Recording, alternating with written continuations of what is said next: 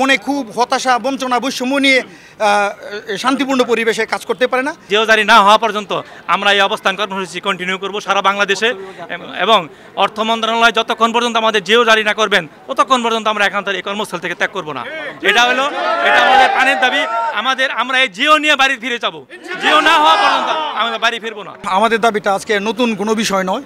গত 20 বছর ধরে আমাদের অডিটরদের যে 10ম গ্রেড, অনেক সময় অর্থ বিভাগ থেকে এবং জনপ্রশাসন বিভাগ থেকে বিভিন্ন সময়ে 10ম গ্রেডের আদেশ হয়েছে, কিন্তু কোনো চলাকলা বা কোনো এক আলাদিনের জিনের কারণে আমাদের এই ন্যায্য দাবি আর বাস্তবায়নে মুখ দেখছে না।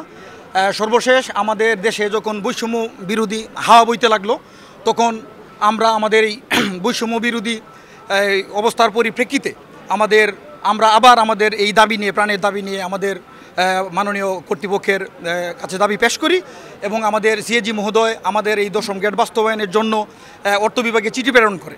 অর্থ বিভাগ আবার সেটা আইনি কোনো জটিলতা আছে কি না সেজন্য বেটিংয়ের জন্য প্রস্তাব পাঠায় হচ্ছে আইন ও সংসদ বিষয়ক মন্ত্রণালয়, এবং মাননীয় আইন উপদেষ্টা আসিফ নজরুল স্যার এটার পক্ষে মতামত দেন যে এটা হচ্ছে সবারই প্রাপ্য।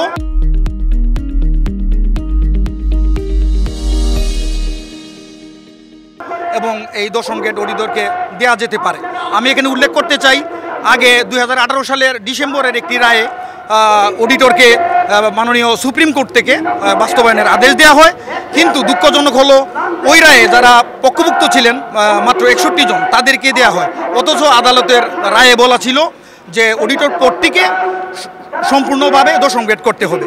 কিন্তু এই কোন আশ্চর্য ক্ষমতা বলে হোক, যেভাবেই হোক আমাদের প্রতি এই বৈষম্য জিয়ে রেখেছেন, যেটা অত্যন্ত হতাশাজনক। আমরা আজকে সারা বাংলাদেশের অডিটর এখানে আমাদের এই প্রাণের দাবি নিয়ে সমবেত হয়েছি যে আমরা এই বৈষম্যের শৃঙ্খল থেকে মুক্ত হতে চাই, কারণ কোনো মানুষই মনে খুব হতাশা, বঞ্চনা, বৈষম্য নিয়ে শান্তিপূর্ণ পরিবেশে কাজ করতে পারে না, সেবা দিতে পারে না। আমরা আমাদের সেবা বিঘ্নিত হচ্ছে।